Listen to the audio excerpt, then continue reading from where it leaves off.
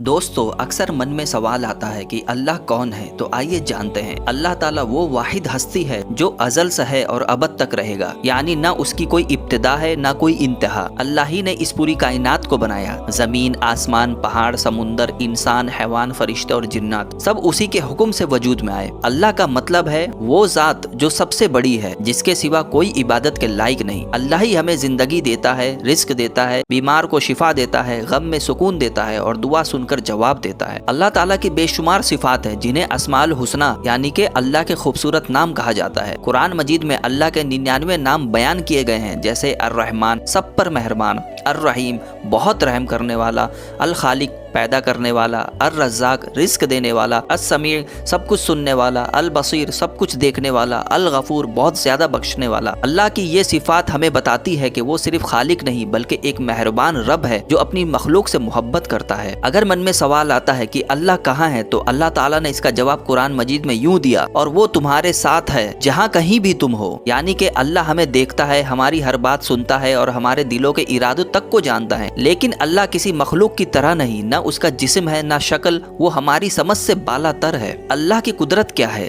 तो आइए जानते हैं। अल्लाह लफ्ज़ कुन कहने से पूरी कायनात बन गई। और कुरान मजीद में आता है जब वो किसी चीज का इरादा करता है तो सिर्फ कहता है हो जा, और वो चीज हो जाती है। अल्लाह के हुक्म से सूरज चमकता है, बारिश बरसती है, पौधे उगते हैं, वही मौत देता है, वही दोबारा जिंदा करेगा। अल्लाह अपने बंदों से मोहब्बत करता है। जब बंदा गुनाह करता है और फिर तौबा करता है तो अल्लाह खुश होता है। हदीस कुदसी में अल्लाह ताला फरमाता है, ए मेरे बंदे, अगर तू जमीन भर के गुनाह लेकर भी आए मेरे पास, मगर मेरे साथ किसी को शिरिक न ठहराए, तो मैं तुझे उतनी ही मगफिरत के साथ मिलूंगा। अल्लाह हर वक्त अपनी बंदों की दुआ, सब्र और शुक्र के जरिए आजमाता है ताकि बंदे का ईमान मजबूत हो। नतीजा ये है दोस्तों, अल्लाह ही हमारा खालिक, रज़्ज़ाक, मुहाफिज और रहनुमा है। दुनिया की सारी ताकतें, दौलतें, इज्जतें सिर्फ अल्लाह के हाथ में है। हमें चाहिए कि हमेशा उससे मोहब्बत, खौफ और उम्मीद के साथ जुड़े रहें। नमाज पढ़े, कुरान की तिलावत करें और अपने आमाल को नेक बनाएं।